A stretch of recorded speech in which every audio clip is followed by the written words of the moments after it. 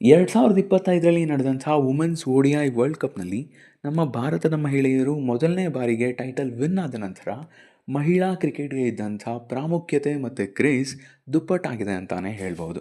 And ಆ ಕ್ರೇಜಿಂದಾನೇ ಇವತ್ತು IPL 2026 kick start ಆಗಿದೆ.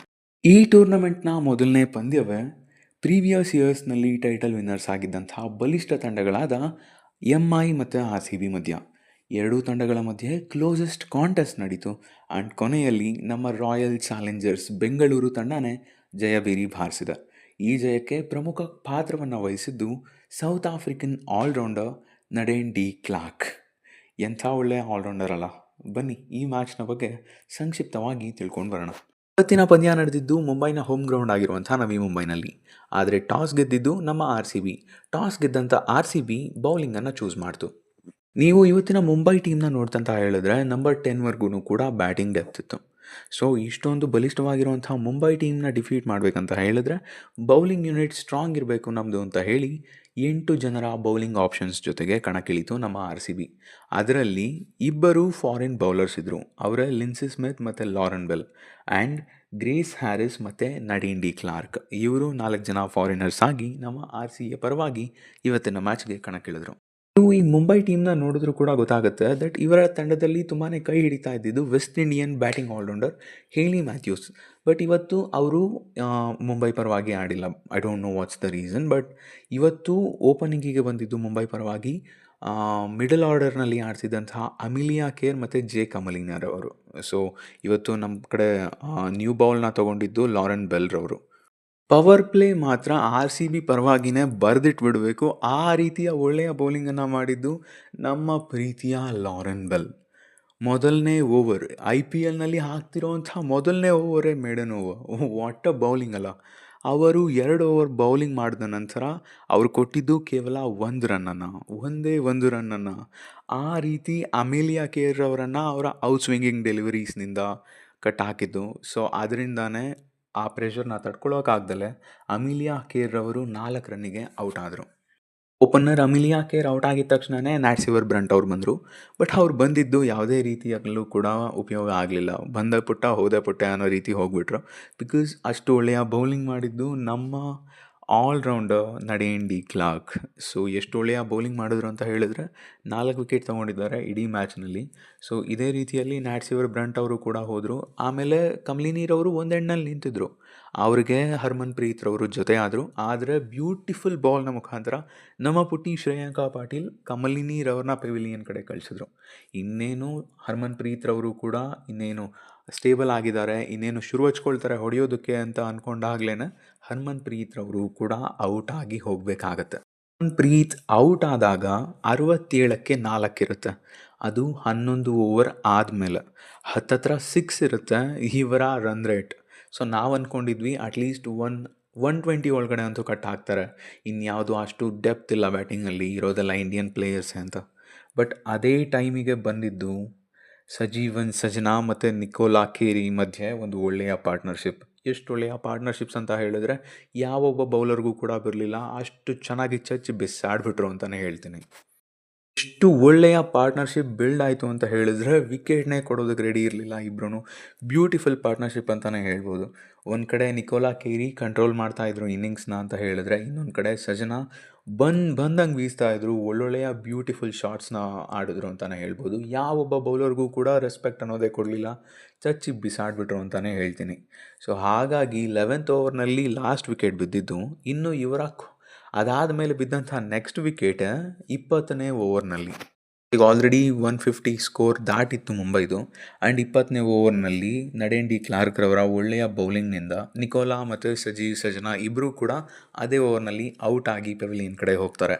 ಆ್ಯಂಡ್ ಕೊನೆಗೆ ಮುಂಬೈ ಇಂಡಿಯನ್ಸ್ ಸ್ಕೋರ್ ಮಾಡಿದ್ದು 154 ರನ್ 6 ವಿಕೆಟ್ ನಷ್ಟಕ್ಕೆ. ನಮ್ಮ ಪ್ರಮುಖ ಬೌಲರ್ಗಳು ಅಂತ ಹೇಳಿದ್ರೆ ಲಾರೆನ್ ಬೆಲ್ 4 ಓವರ್ನ ಬೌಲಿಂಗ್ ಮಾಡಿ 14 ರನ್ನ ಕೊಟ್ಟು 1 ವಿಕೆಟ್ನ ತಗೊಂಡಿದ್ದಾರೆ ಅಟ್ ಎಕಾನಮಿ 3.5. ಇದು ಒಂದು ಗ್ರೇಟೆಸ್ಟ್ ಡೆಬ್ಯೂಟ್ ಅಂತಲೇ ಹೇಳ್ಬೋದು. ಇನ್ನು ನಮ್ಮ ಸ್ಟ್ಯಾಂಡ್ ಆಫ್ ಬೌಲರ್ ಅಂತ ಹೇಳಿದ್ರೆ ಅದು ನಡೇನ್ ಡಿ ಕ್ಲಾರ್ಕ್. 4 ಓವರ್ನಲ್ಲಿ 26 ರನ್ನನ್ನು ಕೊಟ್ಟು 4 ಪ್ರಮುಖ ವಿಕೆಟ್ಗಳನ್ನ ತಗೊಂಡು ಮುಂಬೈ ಇಂಡಿಯನ್ಸನ್ನು ರಿಸ್ಟ್ರಿಕ್ಟ್ ಮಾಡೋದಕ್ಕೆ ತುಂಬಾ ಹೆಲ್ಪ್ ಮಾಡಿದ್ರು. ಇನ್ನಿಂಗ್ಸ್ ಬ್ರೇಕ್ನ ನಂತರ ನಮ್ಮ ರಾಯಲ್ ಚಾಲೆಂಜರ್ಸ್ ಬೆಂಗಳೂರು ಕೂಡ ಬ್ಯಾಟಿಂಗಿಗೆ ಬರ್ತಾರೆ. ಓಪನರ್ಸ್ ಆಗಿ ಬಂದಿದ್ದು ಆಲ್ರೌಂಡರ್ ಗ್ರೇಸ್ ಹ್ಯಾರಿಸ್ ಮತ್ತು ನಮ್ಮ ತಂಡದ ಕ್ಯಾಪ್ಟನ್ ಸ್ಮೃತಿ ಮಂಧಾನ. ಸೊ ಒಂದು ಒಳ್ಳೆಯ ಪಾರ್ಟ್ನರ್ಶಿಪ್ಪೇ ಬಿಲ್ಡ್ ಆಯಿತು ಇವರ ಮಧ್ಯದಲ್ಲಿ. 4 ಓವರ್ ಆಗೋದ್ರೊಳಗಡೆ 40ಕ್ಕಿಂತ ಜಾಸ್ತಿನೇ ಇತ್ತು ಸ್ಕೋರ್. ಸೊ ಆ ಟೈಮಲ್ಲಿ ಅಂದ್ಕೊಂಡಿದ್ವಿ ಈಸಿಯಾಗಿ ವಿಕ್ಟ್ರಿ ಬಂದ್ಬಿಡುತ್ತೆ ಅಂತ ಹೇಳಿ. ಆ್ಯಂಡ್ ಎಲ್ಲೂ ಕೂಡ ನಾವು ಮಿಸ್ ಮಾಡ್ಕೊಳ್ಳಿಲ್ಲ ಜಾರ್ಜಿಯಾ ವಾಲ್ನ ಕೂಡ, because she is a fantastic opener for Australia. ಇನ್ನೂ ಕೂಡ ಯಂಗ್ಸ್ಟರೇ, ಬಟ್ ಒಂದು ಒಳ್ಳೆಯ ಓಪನರ್ ಆಗಿದ್ದರು. ಸೊ ನಾನು ಅಂದ್ಕೊಳ್ತಿದ್ದೆ ಇವ್ರನ್ನ ಮಿಸ್ ಮಾಡ್ಕೊಳ್ತೀವಿ ಜಾರ್ಜಿಯಾ ವಾಲ್ನ ಅಂತ ಹೇಳಿ, ಬಟ್ ಆ ರೀತಿ ಎಲ್ಲೂ ಕೂಡ ಆಗೋದಕ್ಕೆ ಬಿಡಲಿಲ್ಲ. ಗ್ರೇಸ್ ಹ್ಯಾರಿಸ್ ಬಂದಂಗೆ ಹೊಡೆಯೋದಕ್ಕೆ ಸ್ಟಾರ್ಟ್ ಮಾಡಿದ್ರು, ಒಂದಿಷ್ಟು ಬೌಂಡ್ರೀಸ್ಗಳನ್ನ ನೋಡಿದ್ರು. ಸೊ ಹಾಗಾಗಿ ರನ್ ರೇಟ್ ಚೆನ್ನಾಗಿಯೇ ಇತ್ತು.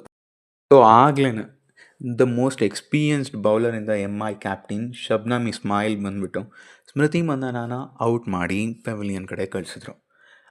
ಒಂದೊಳ್ಳೆಯ ರನ್ ರೇಟ್ ಅಂತ ಬಿಲ್ಡ್ ಆಗ್ತಾ ಇತ್ತು. ಸೊ ಆ ರನ್ ರೇಟನ್ನು ಮೇಂಟೈನ್ ಮಾಡಬೇಕಾಗಿತ್ತು. ಬಟ್ ಅದೇ ಟೈಮಿಗೆ ಬಂದಿದ್ದು ದಯಾಲನ್ ಹೇಮಲತಾ. ಆ್ಯಕ್ಚುಲಿ ಅದು ಒಂದು ರಾಂಗ್ ಮೂವ್ ಅಂತಲೇ ಹೇಳ್ಬೋದಿತ್ತು. ಅದೇ ಟೈಮಿಗೆ ಬೇರೆ ಯಾರಾದರೂ like someone like Nadine de ಕ್ಲಾರ್ಕೋ ಆರ್ ಆ ರನ್ ರೇಟನ್ನು ಮ್ಯಾಚ್ ಮಾಡೋವಂಥವ್ರು ಬಂದಿದ್ರು ಅಂತ ಹೇಳಿದ್ರೆ ಇನ್ನೂ ಸ್ವಲ್ಪ ಚೆನ್ನಾಗಿಯೇ ಪವರ್ ಪ್ಲೇನ ಯುಟಿಲೈಸ್ ಮಾಡ್ಕೊಳ್ಬೋದಾಗಿತ್ತು. ಬಟ್ ಹೇಮಲತಾ ಬಂದು ಸ್ವಲ್ಪ ರನ್ ರೇಟ್ ಡೌನ್ ಆಯಿತು. ಬಟ್ ಅದೇ ಟೈಮಲ್ಲಿ ಗ್ರೇಸ್ ಹ್ಯಾರಿಸ್ ಕೂಡ ಔಟ್ ಆಗಬೇಕಾಯಿತು. So like pressure situation create ಆಗಿ ಆ್ಯಕ್ಚುಲಿ ಒಳ್ಳೆ ಶಾಟ್ನೇ ಆಡಿದರು, ಬಟ್ ಲಾಂಗ್ ಆನಲ್ಲಿ ಒಳ್ಳೆಯ ಕ್ಯಾಚ್ನ ಹಿಡಿದ್ರು ಶಬ್ನಾಮ್ ಇಸ್ಮಾಯಿಲ್. ಇಬ್ಬರು ಓಪನರ್ಸ್ನ ಕಳ್ಕೊಂಡ್ಮೇಲೆ ಎಲ್ಲೂ ಕೂಡ RCB ಮತ್ತೆ ವಾಪಸ್ ಬಂತು ಗೇಮ್ಗೆ ಅಂತಲೇ ಅನ್ನಿಸ್ಲಿಲ್ಲ. ಲೈಕ್ ಎಷ್ಟು ಅಂತ ಹೇಳಿದ್ರೆ ಒಂದಾದಮೇಲೆ ಒಂದರಂತೆ ವಿಕೆಟ್ಗಳು ಹೋಯಿತು. ಲೈಕ್ ದಯಾಲನ್ ಹೇಮಲತಾನ LBW ಮಾಡಿದ್ರು ಅಮನ್ಜೋತ್ ಕೌರ್. ನೆಕ್ಸ್ಟ್ ರಿಚಾ ಘೋಷ್ ಅವರು ಕೂಡ ಆ್ಯಕ್ಚುಲಿ ಹೋಪ್ ಇತ್ತು ರಿಚಾ ಘೋಷ್ ಮೇಲೆ, 4th ಪೊಸಿಷನ್ನಲ್ಲಿನೇ ಬಂದರು. ಬಟ್ ಸಮ್ಹಾವ್ ಎಲ್ಲ ಗೇಮ್ ಕೂಡ ಸ್ಕೋರ್ ಮಾಡೋದಕ್ಕಾಗಲ್ಲ. ರಿಚಾ ಘೋಷ್ ಕೂಡ ಔಟಾಗಿ ಹೋಗಬೇಕಾಯಿತು. ಇನ್ನೊಂದು ರಾಂಗ್ ಮೂವ್ ಅಂತ ಹೇಳಿದ್ರೆ ರಾಧಾ ಯಾದವ್ನ 5th ಕಳಿಸಿದ್ದು. ಅದು ಆ್ಯಕ್ಚುಲಿ ವರ್ಕ್ ಆಗಲಿಲ್ಲ, ಅವರು ಕೂಡ ಬೇಗನೆ ಹೋದರು. ಸೊ ಇಷ್ಟೊತ್ತಿಗೆ ಆಲ್ರೆಡಿ ನಮ್ಮ ತಂಡ 65ಕ್ಕೆ 5 ವಿಕೆಟ್ಗಳನ್ನ ಕಳ್ಕೊಂಡಿತ್ತು 7.4 ಓವರ್ಸ್ಗೆ. ಇಷ್ಟೊತ್ತಿಗೆ ಆಲ್ರೆಡಿ ಎಲ್ಲ RCB ಫ್ಯಾನ್ಸ್ಗಳಿಗೂ ಕೂಡ ಹೋಪ್ಸ್ ಹೋಗಿತ್ತು. 13 ಚೇಸ್ ಮಾಡೋದಕ್ಕಾಗಲ್ಲ, ಇನ್ನೂ 83 ರನ್ಸ್ ಬೇಕಿದೆ, ಸೊ ಹೇಗೆ ಅಂತ ಹೇಳಿ. ಆ್ಯಂಡ್ ಬ್ಯಾಟರ್ಸ್ ಕೂಡ ಇರಲಿಲ್ಲ. ನಮ್ಮ ಇಂಡಿಯನ್ ಬ್ಯಾಟರ್ಸ್ನಲ್ಲಿ ನೋಡಿದ್ರೆ ಅಂತ ಹೇಳಿದ್ರೆ ಬೌಲಿಂಗ್ ಆಲ್ರೌಂಡರ್ಸ್ ಆಗಿರೋವಂಥ ಅರುಂಧತಿ ರೆಡ್ಡಿ, ಪೂಜಾ ರಾವತ್ ಮತ್ತು ಶ್ರೇಯಾಂಕ ಪಾಟೀಲ್ ಇದ್ದರು. ಸೊ ಇವರಿಂದ ಜಾಸ್ತಿ ಏನು ಎಕ್ಸ್ಪೆಕ್ಟೇಷನ್ಸ್ ಇಟ್ಕೊಳ್ಳೋದಕ್ಕಾಗಿರಲಿಲ್ಲ. ಬಟ್ ಒಂದು ಹೋಪ್ ಕೂಡ ಆಯಿತು ದಟ್ ನಮ್ಮ ತಂಡದಲ್ಲಿ ಇನ್ನೂ ನಡೇನ್ ಡಿ ಕ್ಲಾರ್ಕ್ ಇದ್ದಾರೆ ಅಂತ ಹೇಳಿ. ಆ್ಯಕ್ಚುಲಿ ಅದು ವರ್ಕ್ ಆಯಿತು. ದಟ್ ಒಳ್ಳೆಯ ಪಾರ್ಟ್ನರ್ಶಿಪ್ಸನ್ನು ಬಿಲ್ಡ್ ಮಾಡ್ಕೊಳ್ತಾ ಹೋದರು ಅವರು ಇವರ ಜೊತೆ ಇರೋವಂಥವ್ರ ಜೊತೆನೇ. ಲೈಕ್ ಹೇಗೆ ಅಂತ ಹೇಳಿದ್ರೆ ಒಂದೆಣ್ಣಲ್ಲಿ ಅರುಂಧತಿ ರೆಡ್ಡಿರವರು ಆರಾಮಾಗಿ ಡಿಫೆನ್ಸಿವ್ ಪ್ಲೇ ಮಾಡಿಕೊಂಡು ಲೈಕ್ ಯಾವಾಗಲೂ ಕೂಡ ನಡೇನ್ ಡಿ ಕ್ಲಾರ್ಕಿಗೆ ಸ್ಟ್ರೈಕ್ನ ಕೊಡೋದಕ್ಕೆ ಪ್ರಯತ್ನ ಪಡ್ತಾಯಿದ್ರು. ಸಿಂಗಲ್ಸ್ಗಳು ಬರ್ತಾ ಹೋಯಿತು. ಸೊ ಹಾಗೆ ಒಂದು ರನ್ ರೇಟನ್ನು ಮ್ಯಾಚಿಂಗಲ್ಲೇ ಇಟ್ಕೊಂಡಿದ್ರು. ಲೈಕ್ ಎಲ್ಲೂ ಕೂಡ 11 ಆರ್ 12ನ ಮೇಲೆ ಹೋಗೋದಕ್ಕೆ ಬಿಟ್ಟೇ ಇರಲಿಲ್ಲ. ಬಟ್ ಅದೇ ಟೈಮ್ನಲ್ಲಿ ಅರುಂಧತಿ ರೆಡ್ಡಿ ಕೂಡ ಔಟಾಗಿ ಹೋಗಬೇಕಾಯಿತು.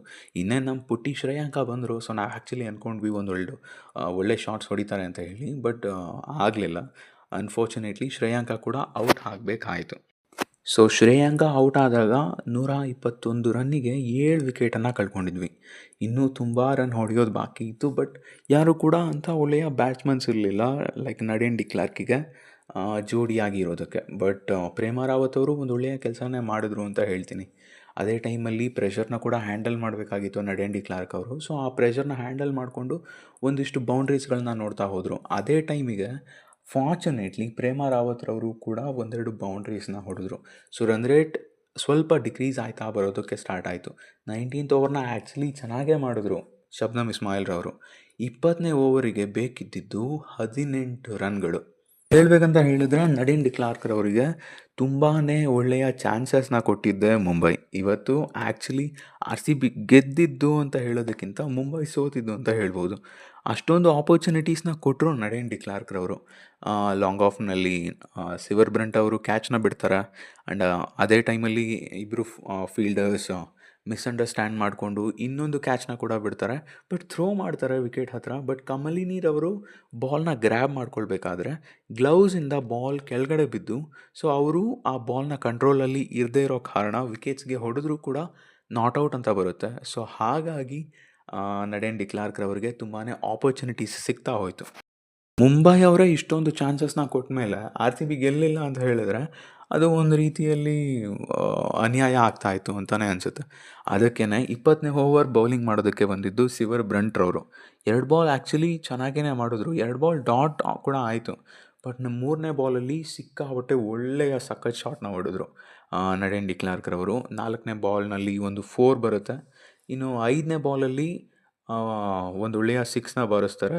ಪುಲ್ ಶಾಟ್, ಸಿಕ್ಕಾಪಟ್ಟೆ ಒಳ್ಳೆಯ ಸಖತ್ ಪುಲ್ ಶಾಟ್ ಅಂತಲೇ ಹೇಳ್ತೀನಿ. ಇನ್ನು ಕೊನೆಯ ಬಾಲಿಗೆ 2 ರನ್ ಬೇಕಿರುತ್ತೆ 1 ಬಾಲ್ನಲ್ಲಿ.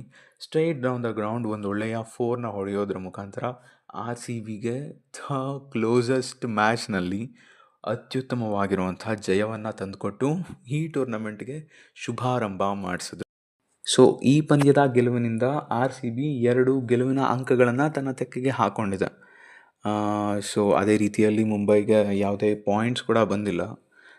ಬಟ್ ಆರ್ ಸಿ ಬಿ ಏನಾದರೂ ಇಂಪ್ರೂವ್ಮೆಂಟ್ಸ್ ಮಾಡ್ಕೊಳ್ಳೋದಿದೆಯಾ ಅಂತ ಹೇಳಿದ್ರೆ ಆ್ಯಕ್ಚುಲಿ ತುಂಬಾ ಇಂಪ್ರೂವ್ಮೆಂಟ್ಸ್ ಮಾಡ್ಕೊಳ್ಳೋದು ಬಾಕಿ ಇದೆ ಅಂತಲೇ ಹೇಳ್ತೀನಿ. ಪೂಜಾ ವಸ್ತ್ರಾಕರ್ ಅವರು ತುಂಬಾ ದಿನ ಆಗಿದೆ ಆ್ಯಕ್ಚುಲಿ ಅರ್ಥ ಮಾಡ್ಕೊಳ್ಬೋದು ಅವ್ರು ಕ್ರಿಕೆಟ್ ಆಡಿ. ಸೊ ಅದಕ್ಕೋಸ್ಕರ ಅವ್ರಿಗೆ ಇವತ್ತು ಆಪರ್ಚುನಿಟಿ ಸಿಕ್ಕಿರಲಿಲ್ಲ ಪ್ಲೇಯಿಂಗ್ 11ನಲ್ಲಿ ಆಡೋದಕ್ಕೆ. ಬಟ್ ಅವರು ಒಂದು ಸಲ ಫಿಟ್ ಆದರು ಅಂತ ಹೇಳಿದ್ರೆ ಪೂಜಾ ವಸ್ತ್ರಾಕರ್ ಅವ್ರನ್ನ ಹೇಗಾದರೂ ಮಾಡಿ ನಮ್ಮ ತಂಡಕ್ಕೆ ಹಾಕ್ಕೊಳ್ಳೇಬೇಕಾಗುತ್ತೆ. ಬಿಕಾಸ್ ತುಂಬ ಒಳ್ಳೆಯ ಬೌಲಿಂಗ್ ಆಲ್ರೌಂಡರ್. ಡೆತ್ ಓವರ್ನಲ್ಲಿ ತುಂಬಾ ಕೆಲ್ಸಕ್ಕೆ ಬರ್ತಾರೆ, ತುಂಬಾ ಒಳ್ಳೆಯ ಯಾರ್ಕರ್ಸ್ನ ಹಾಕ್ತಾರೆ ಅಂತ ಹೇಳಿ. ಸೊ ಅದನ್ನು ಬಿಟ್ಟಂತ ಹೇಳಿದ್ರೆ ಜಾರ್ಜಿಯಾ ವಾಲ್ಗೂ ಕೂಡ ಎಲ್ಲಾದರೂ ಒಂದು ಕಡೆ ಚಾನ್ಸಸ್ನ ಕ್ರಿಯೇಟ್ ಮಾಡಿ ಕೊಡಬೇಕಂತ ಹೇಳ್ತೀನಿ. ಬಿಕಾಸ್ ಆ್ಯಕ್ಚುಲಿ ಡಿಸರ್ವ್ ಮಾಡ್ತಾರೆ ಜಾರ್ಜಿಯಾ ವಾಲ್ರವರು. ಇನ್ನು ಲಿನ್ಸಿ ಸ್ಮಿತ್ ಅವ್ರನ್ನ ಬೇಕಾದರೆ ತೆಗೆದು ನಾವು ಜಾರ್ಜಿಯಾ ವಾಲ್ಗೆ ನಾವು ಆಡಿಸ್ಬೋದು. ಬಿಕಾಸ್ ಗ್ರಾಸ್ ಹ್ಯಾರಿಸ್ ಬೇಕಾದರೆ ಕೆಳಗಡೆ ಆಡ್ಬೋದು. ಬಿಕಾಸ್ ನಮಗೆ ಅಲ್ಲಿಯವರೆಗೂ ಬ್ಯಾಟಿಂಗ್ ಡೆಪ್ತ್ ಬೇಕಿದೆ. ನಾವು 5ನೇ ಕ್ರಮಾಂಕದಲ್ಲಿ ನಾವು ರಾಧಾ ಯಾದವ್ನ ಕಳಿಸ್ತೀವಿ ಅಂತ ಹೇಳಿದರೆ ಅದು ಸ್ಟುಪಿಡ್ ಮೂವ್ ಅಂತಲೇ ಹೇಳ್ತೀನಿ. ಸೊ ಅದಕ್ಕೋಸ್ಕರ ಜಾರ್ಜಿಯಾ ವಾಲ್ ಓಪನಿಂಗಾಗಿ ಬರೋದು actually it's a good move. ಅದನ್ನು ಮಾಡಬೇಕಿದೆ ಆರ್ ಸಿ ಬಿರವರು. ಇದಾಗಿತ್ತು ವುಮೆನ್ಸ್ ಪ್ರೀಮಿಯರ್ ಲೀಗ್ 2026ರ ಮೊದಲ ಪಂದ್ಯದ ವಿಶ್ಲೇಷಣೆ. ಸೊ ನಿಮಗೇನಾದರೂ ಈ ವಿಡಿಯೋ ಇಷ್ಟ ಆಗಿದ್ದರೆ ಪ್ಲೀಸ್ ಲೈಕ್ ಮಾಡಿ, ಶೇರ್ ಮಾಡಿ, ಸಬ್ಸ್ಕ್ರೈಬ್ ಮಾಡಿ. ಮತ್ತು ಮುಂದಿನ ಪಂದ್ಯದಲ್ಲಿ ಭೇಟಿಯಾಗೋಣ. ಅಲ್ಲಿಯವರೆಗೂ ನಮಸ್ಕಾರ.